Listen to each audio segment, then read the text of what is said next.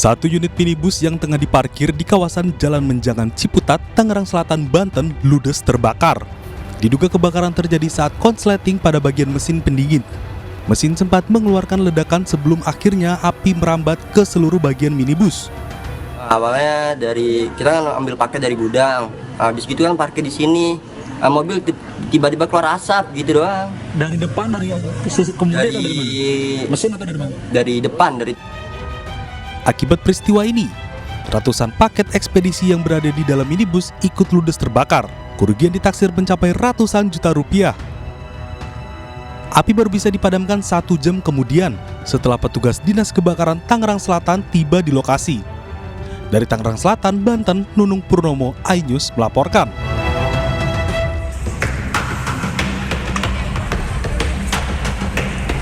Inilah video amatir warga saat kobaran api dengan cepat membakar seisi gudang bengkel di Kelurahan Mulo, Gunung Kidul, Yogyakarta.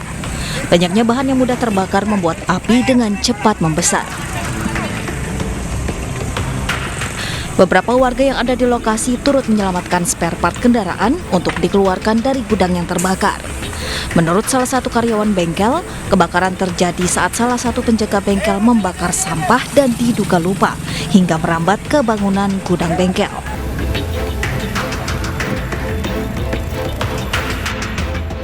Dua 20 sepeda motor dapat diselamatkan dari kobaran api yang mengamuk.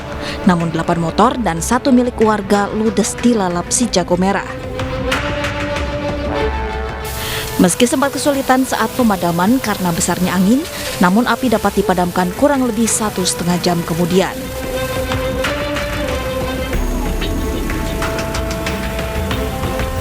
Dan di belakang gudang mereka sebelumnya membakar sampah, tahu-tahu api menjilat dan di situ ada gudang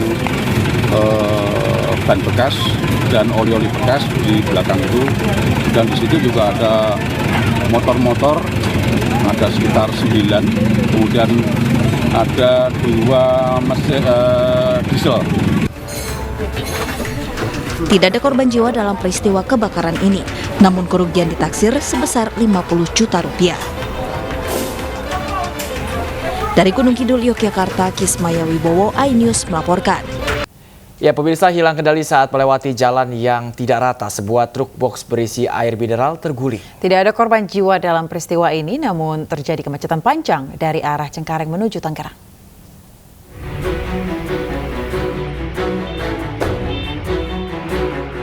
Satu unit truk box bermuatan air mineral terguling di Jalan Dan Mogot, Kalideres, Jakarta Barat, Senin sore.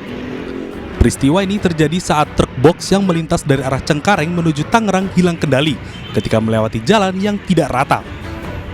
Truk yang oleng membuat sang sopir tak mampu mengendalikan kendaraannya hingga akhirnya terguling. Dari arah Cengkareng mau ke Dan Mogot, tiba-tiba mobil oleng di jalan, nggak kendali, langsung ngedubrak jatuh. Petugas kepolisian lalu lintas sektor Kalideres yang tiba di lokasi segera berupaya mengatur arus lalu lintas. Tidak ada korban jiwa dalam peristiwa ini, namun kemacetan panjang sejauh 2 km tak terhindarkan. Guna kepentingan penyidikan, petugas melakukan penderekan truk box ke unit Laka Lantas Satuan Wilayah Jakarta Barat. Dari Jakarta, Miftahul Gani, iNews melaporkan.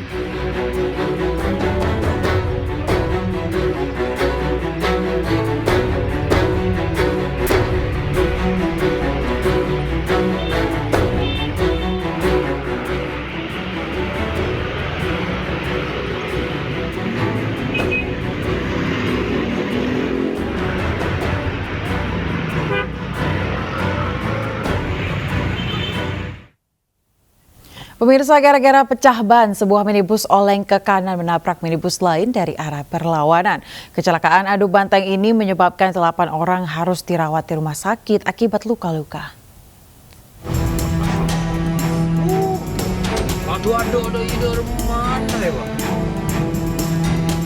Inilah proses evakuasi korban kecelakaan yang terekam warga sesaat setelah terjadinya tabrakan adu banteng antara 2 minibus di Jalan Airlangga, Kecamatan Rambi Puji, Jember. Kejadian tersebut bermula saat minibus melaju dari arah Lumajang menuju kota Jember. Sesampainya di lokasi kejadian, ban depan sebelah kanan meletus hingga minibus oleng ke kanan, memakan badan jalan dan menabrak minibus lain yang melaju dari arah berlawanan. Akibat kejadian ini, 2 minibus tersebut ringsek dan 8 orang alami luka-luka. Menurut warga, diduga ban minibus meletus lantaran minibus berjalan dengan kecepatan tinggi untuk menyusul lampu di traffic light agar tidak terkena lampu merah.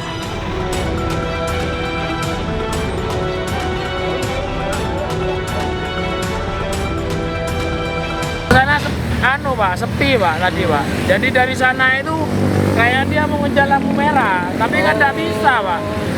Kesusu mungkin orangnya Pak. Kecepatannya tinggi ya? Kecepatan tinggi semua. Beruntung tidak ada korban jiwa dalam peristiwa ini. Kasus kecelakaan ini langsung ditangani jajaran Polantas Resort Jember. Dari Jember, Jawa Timur, Bambang Sugiarto, iNews melaporkan. Pemirsa, kecelakaan terjadi antara minibus dan truk di ruas tol Jakarta-Tangerang Senin pagi. Aksi penyelamatan dari sopir minibus yang kakinya terbakar terekam kamera warga.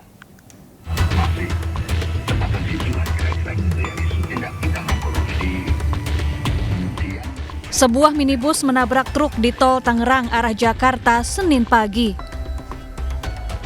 Kejadian ini berawal saat kedua kendaraan datang dari arah Merak menuju Jakarta. Saat tiba di lokasi, minibus menabrak bagian belakang truk. Akibatnya, kedua kendaraan hilang kendali dan menabrak pembatas jalan hingga minibus terbakar seketika. Beruntung, sopir minibus berhasil menyelamatkan diri dengan kondisi kaki terbakar. Saat ini korban tengah dirawat intensif di rumah sakit. Tidak ada korban jiwa akibat kecelakaan ini. Kedua bangkai kendaraan telah dievakuasi ke pos Laka Lantas Tangerang. Dari Jakarta, tim liputan iNews melaporkan. Seorang siswi SD di Labuan Batu, Sumatera Utara terpaksa kehilangan kakinya setelah berusaha menyelamatkan seekor kucing.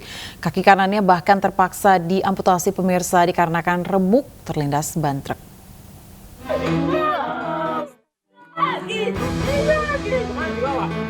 Nabila Febrianti terluka parah setelah terlindas truk di Jalan Lintas Negeri Lama, Kabupaten Labuan Batu, Sumatera Utara.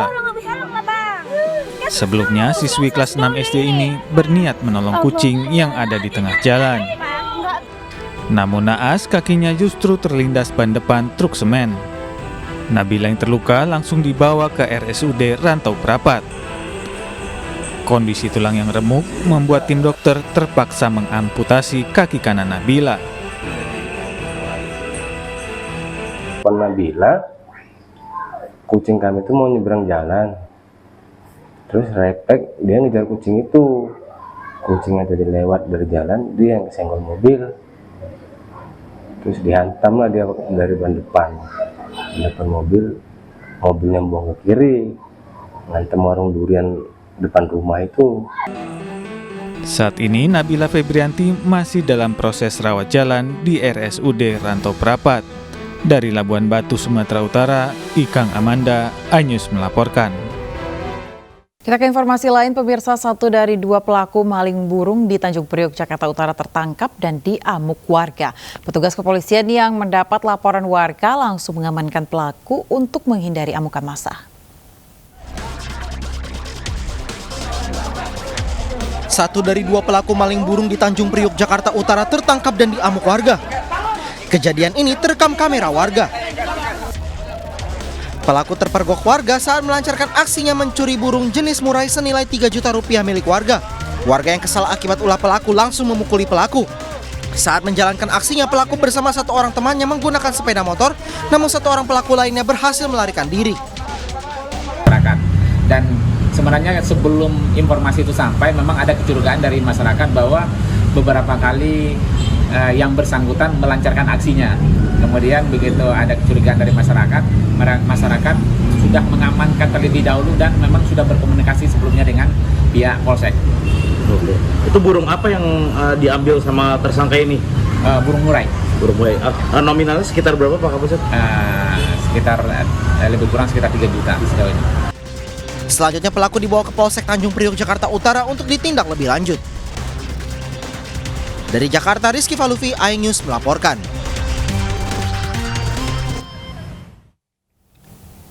Kita ke informasi berikutnya, pemirsa. Ribuan pegawai honorer berunjuk rasa di depan gedung DPR RI Jakarta Pusat. Pengunjuk rasa meminta pemerintah untuk mengangkat tenaga honorer menjadi ASN tanpa melalui tes.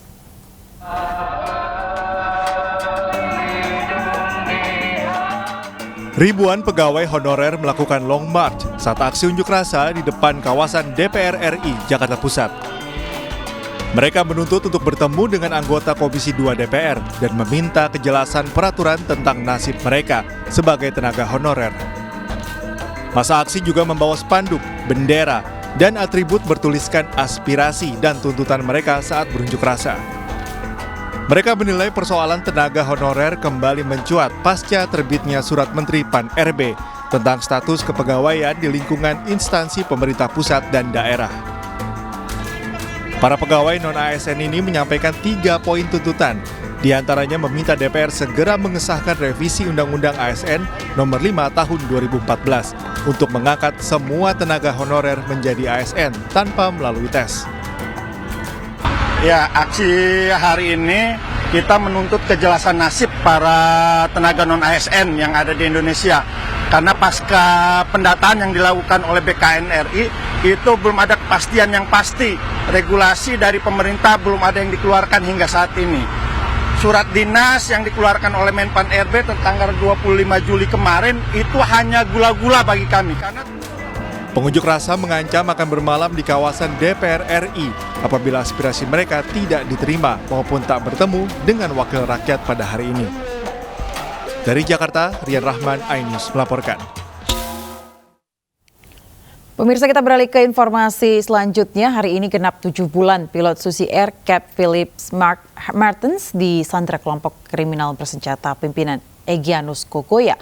Aparat TNI Polri terus berupaya maksimal dengan penuh kehati-hatian dalam upaya pembebasan.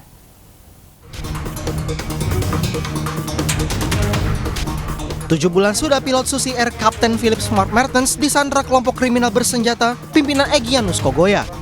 Kapolda Papua Irjen Pol Matius Devakiri menyebut TNI dan Polri masih terus berupaya mengambil langkah-langkah pembebasan pilot. Pemerintah TNI dan Polri harus lebih berhati-hati dalam mengambil langkah pembebasan. Petugas tidak mau langkah pembebasan itu berdampak pada situasi keamanan di wilayah Papua. Selain pemerintah, TNI dan Polri masih terus berupaya mencari sumber untuk membantu bernegosiasi agar pilot Susi Air selamat tanpa menimbulkan persoalan baru. Tentunya yang dikedepankan oleh pemerintah dalam hari ini juga kami aparat TNI Polri, yaitu bagaimana mengupayakan semaksimal mungkin untuk dapat menyelamatkan atau mendapatkan kembali pilot Philips ini dalam keadaan hidup dan sehat ya. Untuk menuju ke sana tentunya kami kan perlu kehati-hatian, tidak mau ada langkah atau tindakan aparat TNI Polri yang dapat pertama itu menyakiti masyarakat lain sehingga menimbulkan korban baru yang juga mungkin nanti akan berdampak kepada pilot. Kehati-hatian ini itulah yang menjadi pertimbangan utama dari kita dalam upaya penyelamatan. Sementara menyikapi permintaan KKB tentang kemerdekaan bangsa Papua, Kapolda Papua menegaskan akan memberikan apapun yang diminta KKB kecuali senjata dan kemerdekaan. Dari Jayapura, Papua, Freddy Nuboba, iNews melaporkan. Ya, pemirsa, pihak kepolisian Polres Bogor menggelar rekonstruksi kasus polisi tembak polisi yang menyebabkan tewasnya Bribda Ignatius Dwi Frisco Sirage, di mana rekonstruksi itu dilakukan dengan melibatkan pihak keluarga Bribda Ignatius yang digelar di Rusun Polri Cekias, Bogor. Kasus tewasnya Bribda Ignatius Dwi Frisco Sirage, seorang anggota Densus 88 yang tertembak oleh seniornya di Rusun Polri Bogor Juli lalu terus berlanjut, pemirsa. Rekonstruksi kasus polisi tembak polisi pun digelar secara tertutup di Rusun Polri Cekias, Kabupaten Bogor, Jawa Barat. Kuasa hukum beserta keluarga korban, Bribda Ignatius Dwi Frisco Sirage ikut hadir untuk menyaksikan jalannya proses rekonstruksi dan diharapkan kejanggalan yang terjadi pada kasus ini dapat segera terungkap. Dengan pelaku kami belum melihat. Dengan pelaku belum melihat sampai sekarang begitu ya? Iya. Oke, artinya datang hari ini tujuannya untuk melihat pelaku pembunuhan terhadap anak ibu begitu ya? Sekalian mau melihat gimana kejadiannya yang sebenarnya. Saya usahakan sekuat. Mudah-mudahan Tuhan menyertai. Polisi menyebut Bribda Ignatius Dwi Frisco Sirage tewas akibat kelalaian seniornya saat berkumpul di Rusun Polri Cikeas Bogor, Jawa Barat. Pelaku Bribda IMS mabuk miras membuat senjata api yang dipegangnya meletus mengenai korban hingga tewas.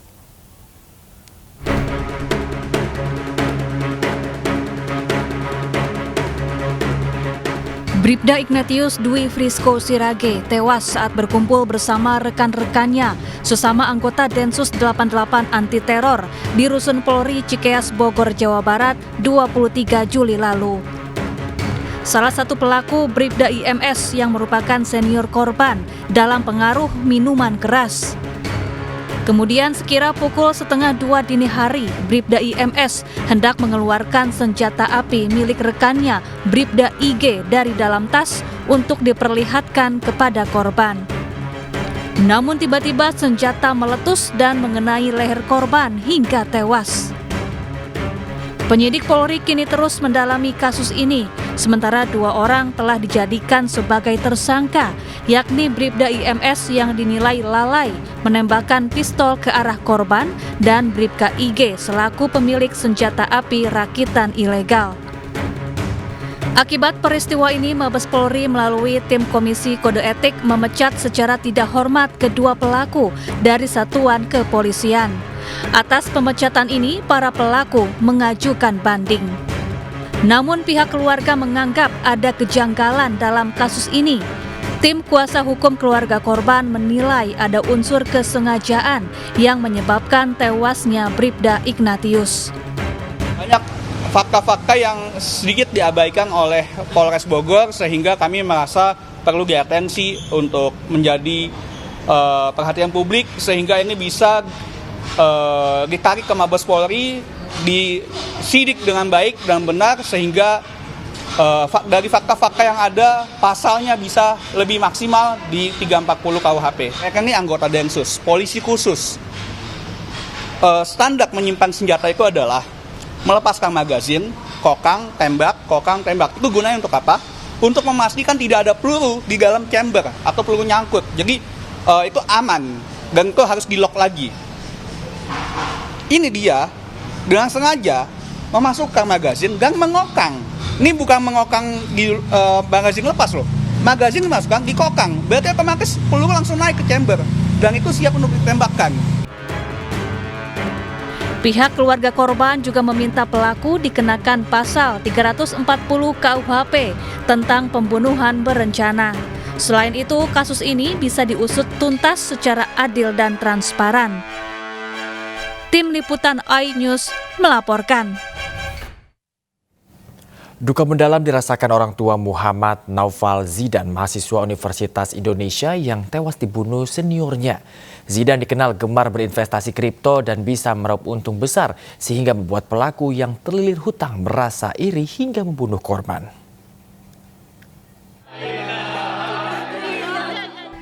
Kepergian mahasiswa jurusan sastra Rusia Universitas Indonesia, Muhammad Naufal Zidan, membuat hati kedua orang tuanya hancur berkeping-keping.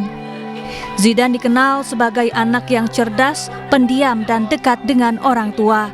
Sejak kecil, Zidan gemar bermain komputer dan mempelajari bahasa asing. Tidak ada yang menyangka Zidan harus meregang nyawa secara tragis. Ibu Zidan, Elvira Rustina, sangat terpukul atas peristiwa yang merenggut nyawa anak kesayangannya. Orang tua Zidan berharap pelaku dihukum mati. Zidan adalah anak pertama kami, Mas.